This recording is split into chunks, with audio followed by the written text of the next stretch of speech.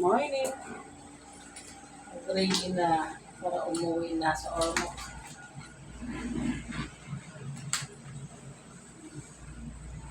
Umuwi na kami mamaya sa Ormoc.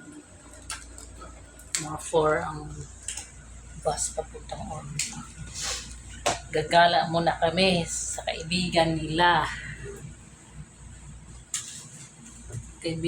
Anak ng kaibigan ni Mama. Pupuntahan namin. Hindi na tuloy ka Duterte.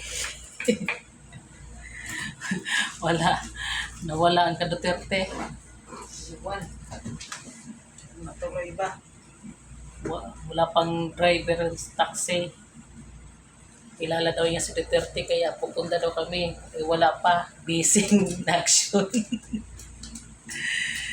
Kaya punta muna kami sa kaibigan Mama. Anak